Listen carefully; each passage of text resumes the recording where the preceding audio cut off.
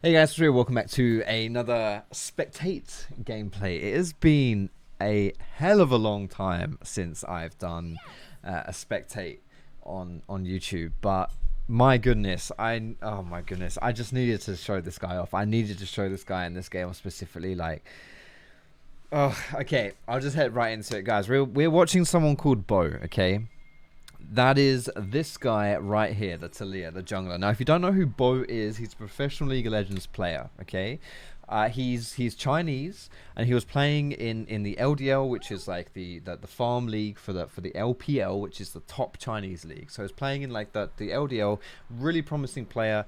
Instantly picked up by Farm Plus Phoenix, as you might remember, previous world champions, and played for, I don't know, like a month or something like that on their main roster. Showed really great promise there as well. And then there was a huge scandal about match fixing, which he was involved in. He kind of turned himself in and whatever. And basically, loads of players got banned for match fixing. Blah blah blah.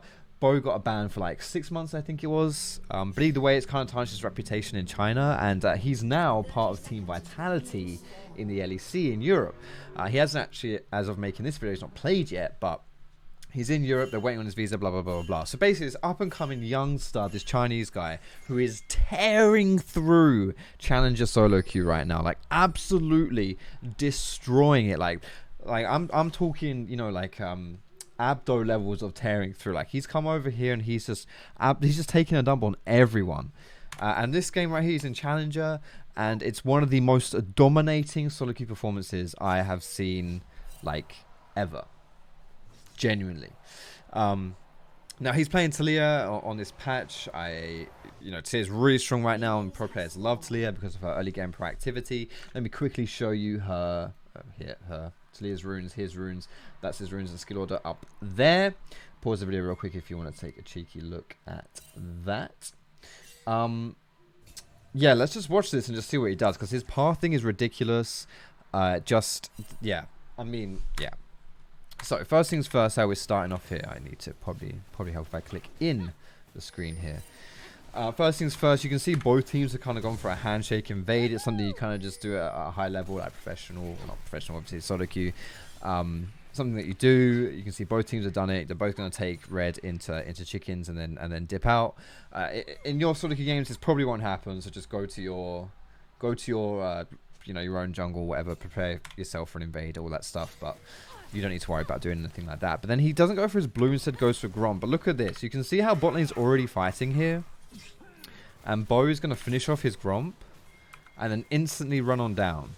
So he's going to get level 3 here. Instantly run down. This is the first important thing, right? Having good map awareness right here is really important. Because if you don't look at your minimap as a jungler, you're not going to see plays like this.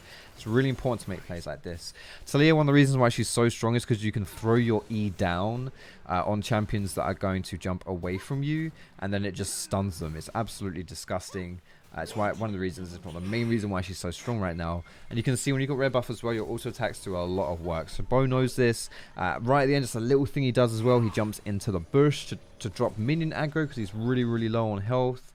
He's standing in between minions as well to block things like Nautilus hook. It's little things like that which make a huge difference. I'm just gonna replay it real quick here, guys, and just show you like the little mechanics that he does, because it is honestly, it does make a big difference. So firstly, obviously with your map awareness is the first thing here. Throw in those auto attacks. You got red buff, you want to throw those in, and you want to focus Samira here. Okay, now he uses his E a bit late, and obviously like his W doesn't hit because set gets too close. But look at the way he positions it. He's constantly positioning so that he's not going to get hit by this Nautilus skill shot. So you see he's standing inside his minion waves. He's also pathing away from the enemy minions, not just so that he can get body blocked by his own, but so that his minions don't hurt him. And you can't see it because there's a spectator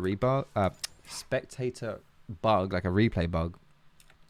But there was a worked ground there as well, so he wanted to wait till it was in worked ground to get that second like empowered Q, because it's one big bang rather than if it's not your worked ground Q on Talia, then it would be like 5 shards flying out, and it's really easy for that to get blocked by minions. And then, like I said at the end, he ducks into the tower there.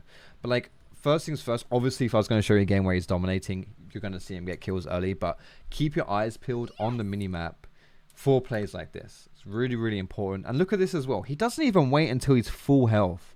Doesn't even get the full heal. He wants 100% uptime. 100% uptime in the jungle.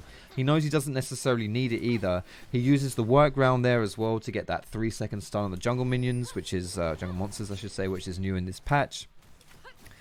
So he's always standing on things. And again, like, he's not going for the crab hit. Look at this. Who would go here in this scenario? Like, he's just hovering around just in case. Like, he knows, you know, like, he's always ready. He's always ready to make a play in case a play should happen. Like, it's just, like, it would just be so easy to think, nothing's going to happen here. We're just going to walk away. But look at him, man. Look at this guy. He's just always going to be, he's just always ready. He's always waiting. Knows the positioning here. Set's walking up and, like, look at this. It's easy peasy lemon squeezy. These guys don't have any summoners right now, like Samira and Nautilus. No sums, obviously, from that first play. Just chasing them down. Nidalee shouldn't be able to help. There's a fight happening in mid-side as well. Great seismic shove. That is actually a really, really sick seismic shove. Really easy to miss that. But hits that as well. And just... oh, he's hitting another one. It's like, and all of this, like, he's got Treasure Hunter in his runes, right? You saw that. I showed you the runes he had this game. He's got Treasure Hunter. So all these kills, he's getting a shit ton of gold off of as well. He might be in a bit of a pickle here, though, to be honest. Yeah, he's dead. He's 100% dead. A little bit greedy there. No, Nautilus was coming back, but he is Chinese, so you got to go with some of the aggression.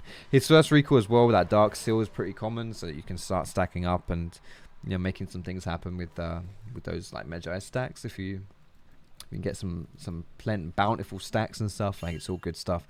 And also, like, bear in mind here, okay, so this is what his like third time walking out of spawn if you include the level 1 stuff. He's always passing bot because these guys have no... look at him! He's not even going for his Gromp or his walls. He's just perma-pathing bot. He knows that Nautilus Samira is an aggressive lane. That means they're going to be looking for those aggressive plays. They're going to be playing forward here. Really, really good side step from Nautilus, but still, they're chunked. They're huge chunked. English. Like, that just means it's just like now that they're screwed again. They're going for another reset. They're missing out a huge minion wave. You know, they've got pressure to maybe go for this dragon if they want to instead. Do you know what I mean? Like, it's just so much constant pressure. Is he actually gonna get a kill here as well? There's just no way. I can't. Nah, there's no way. Samira's caught with the pants down. She's dead. Yeah, well, he does get a kill, but it wasn't on Nautilus. It's just like he's constantly applying pressure. He never stops. He literally just never stops. Part of that is because Talia is that kind of champion, obviously. She does like to do that. This is going to be interesting here. So this is... I'm going to pause right here because this is obviously a really, really important play. Because this dragon right here is going to decide... like, the actual dragon itself is going to decide who wins this fight. You want to position here so that dragon is hitting the other guy and not you. Okay, and the way you do that is quite simple. You just make sure the other guy's standing closer to it than you are. Dragon hits whoever's closest to him. Already, Nidalee's taken half health here. He's already got a chance because he jumped into Talia into a full combo, which is always a bit ill-advised. But you can see as well, like, it's just easy peasy lemon squeezy, man. And the dragon's going to do it as well. Like, it's just a little bit too greedy there from the Nidalee as well. But... not a single dragon shot hit Talia there. Not a single one. It was 2 or 3 hits there went on to Nidalee. And as you can imagine at this stage of the game, that's a lot of damage as well. So yeah, now we're doing a little bit of clearing here. It's just absurd. Like, he just doesn't stop. Is he actually going to go topside now? He's finished his mythic at 8 minutes into the game. He's got his Ludens. He's got free shoes as well. He's just spamming in mid. He's keeping his eyes on that mini-map. Using his ulti. Not to necessarily, like... get anyone out of position, but just to like join the play. And notice how he uses his E here as well to like cut off Nidalee, so Nidalee can't join this fight at all. If Nidalee jumps over the E, the rocks, she's gonna get insta stunned because that's what new Talia does. It's really, really gross. So yeah, just high impact all the time, always on the map, always looking for plays. Again, you know, he's got his chickens up, he's got his Krugs up, his blue buff spawned. This guy doesn't give a single fuck. He's just going for the plays, you know. Now, this doesn't mean that you necessarily just want to run at lanes 24/7. But Talia, obviously, as a champion, does have some good ganks if you can get some good ganks set up. But you just got to keep your eyes on the minimap. Keep your eyes on the minimap to try and make these plays if they're available to you. Because they are huge if you can get them. She's definitely overstepped a little bit here, this poor Talia. But She should be fine. Just be able to walk away from that one. Oh, that's cheeky. Oh my goodness. No, there's just no way. There's just no way. Uh-oh, here comes the ass for it. Ooh, I think he's got this, you know. I think Renekton's got this. I know Talia's fighting at chicken camp. That's whatever. That's just a big bully. Yeah, okay, that's whatever. But like always, like his priority is having pressure on the map. I think that's the big thing to take away from this early game. Priority is pressure on the map. And like, don't be afraid to just sacrifice one side of the map to just keep bullying another side, especially if they've got no summoners, which, you know, their bot lane didn't have summoners there. He's going to go down here, which I'm sure, you know, that's slightly suboptimal. But still manages to take down Yasuo with him, so it's whatever. And again, who cares about minions, bro? Who cares about jungle camps? Who cares about farm? Let's just walk bot here. Let's just keep walking bot. He's going to keep chasing. Oh my goodness, this guy's actually meant to... Okay, there's no way. Oh, he's walked right into that one, bless him. All right, no one saw that. Let's cut the tape there. Let's cut the tape there. And he's going straight again. He's just straight away bot side. Doing 2 camps with at the same time. That's a nice little thing you can do on different champions. Like Karthus can do it. Zac can do it. Who else can do it? Who was I doing on the other day? Oh my gosh, there's a whole bunch of champions that can do Grump and blue buff at the same time. As long as you're not going to take too much damage for it, then it's fine. Just make sure you don't reset them. And again, you're not pathing topside here. Instead, looking to path towards that dragon, because obviously his whole team's here. This one's a little bit more obvious. Like it's not. He's not doing anything crazy right now. Just like being around the dragon at this time. Like his team is stronger at this side of the map. He's going to go for it. Nautilus has gone a little bit too deep, honestly. A little bit too deep right now. But he's also in a bit of a pickle. He has no flash. He's smited the dragon to try and survive. It's not going to keep him alive, but that's fine. His whole team's going to be there for the mop-up. He's got a very strong, scrappy team for this stage of the game. Irelia with that blade through and King Spike. No spike on Yasuo. Like, Yasuo doesn't have his mythic or one completed item.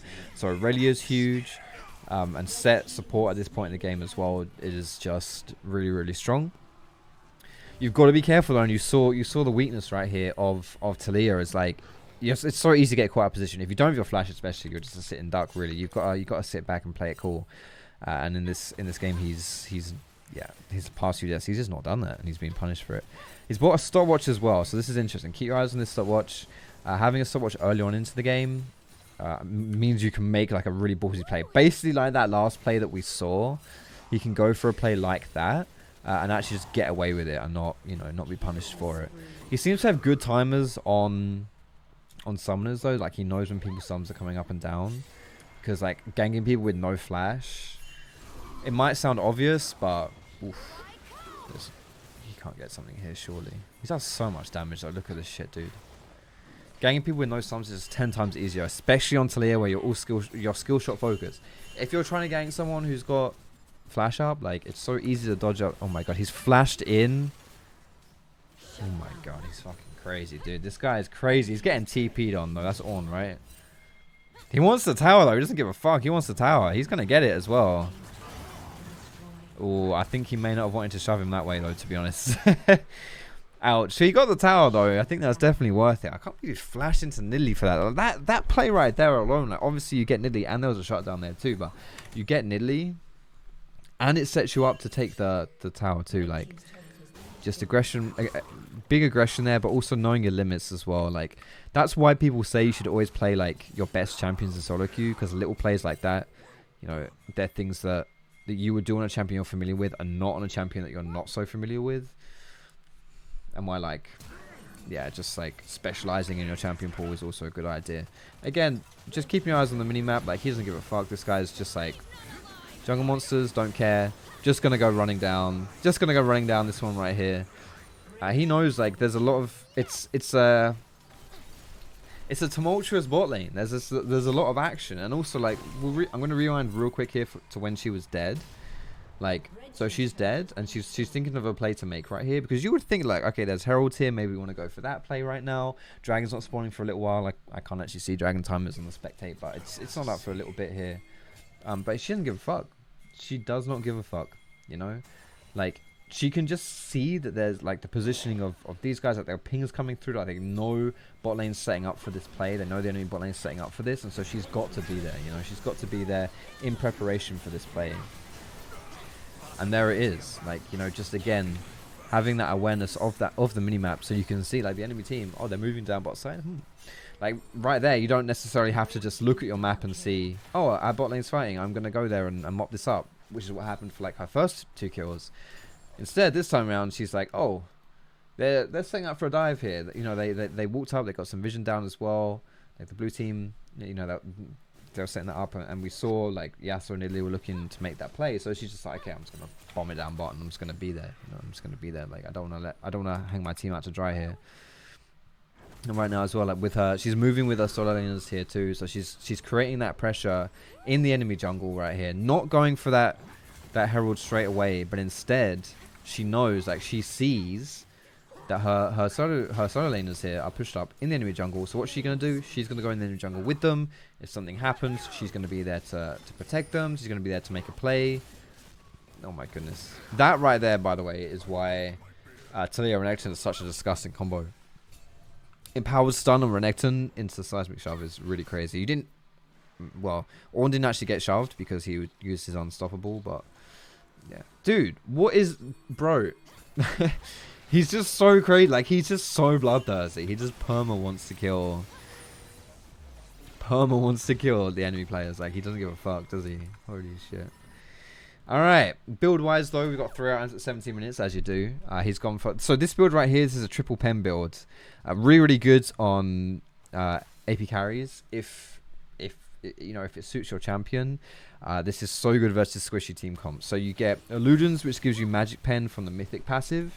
You get Shadow Flame, which gives you Magic Pen from, well, it just gives you Magic Pen from the Cinder Bloom effect, and Sorcerer's Shoes, which gives you Magic Pen as well. So all these 3 items, when you add them up, like you're getting a good, like, you know, 30 to 40 magic penetration, like flat Magic Pen. And for people who don't build a lot of magic resist, you're basically doing true damage to them, which is really, really gross. It's a really, really nice build against squishy team comps or players who are not, or comps I should say, who are not building a lot of magic resist. And look, this is a lot better here. Using this, like using this choke point right here to keep herself safe. She knows she can't get in trouble here, and like using this, like this is just, this is actually pretty masterful to their team fight. I'm gonna show you guys this real quick here. You guys might be annoyed at me replaying, but I really want to make this as educational as possible because like there's a lot to learn from how he plays here, especially if you do want to learn Talia. So he tanks the spear kind of early here, which is a little bit meh.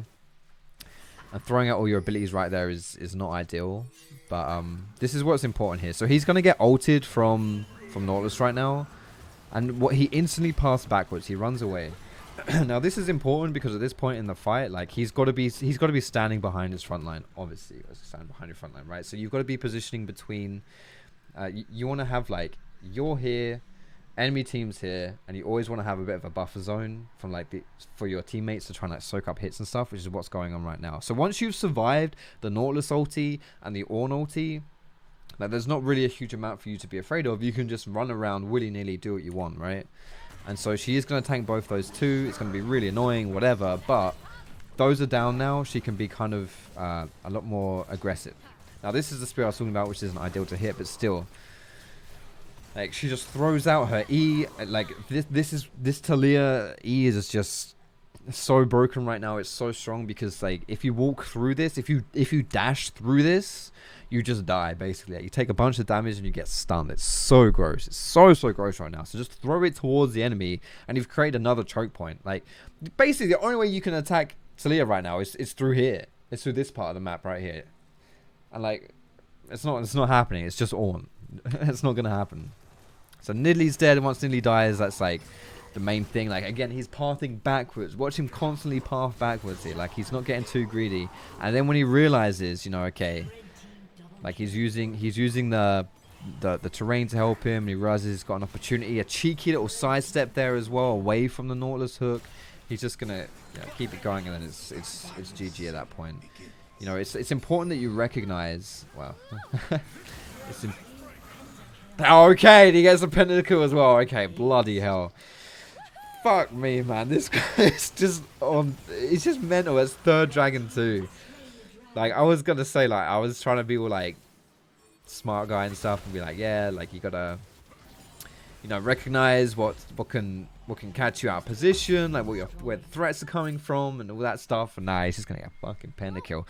What do you do after you get a pentakill? Of course, you are a Medjay Soul Stealer. Like, it's just absolutely disgusting. I think at this point in the game, you're really just like, this is just taking a look at how he plays these team fights.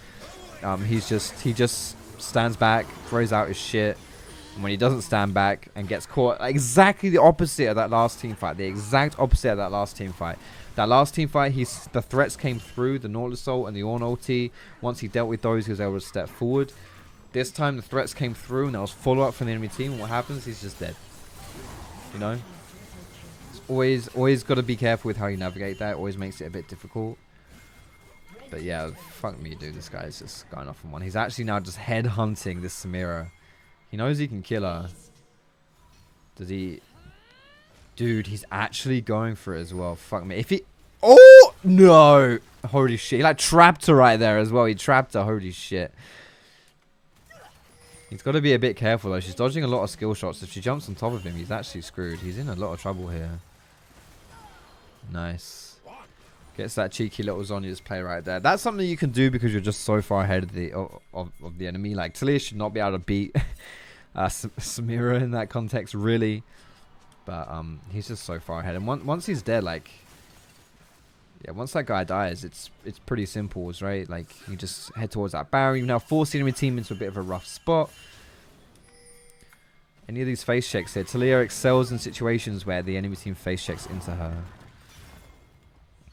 Because, you know, she has that great zone of control with her E and W. So, yeah, I'm just going to be chilling out here.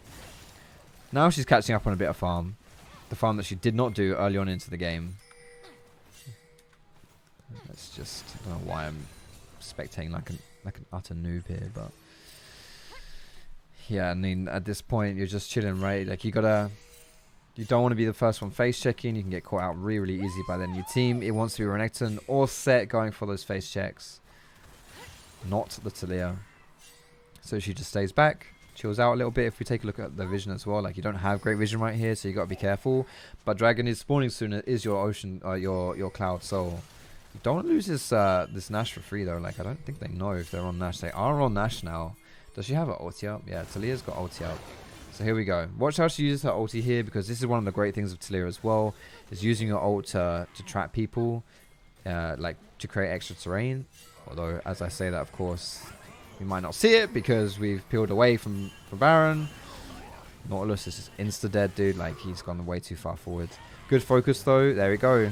Fuck me. Did you see that flash seismic shove into E?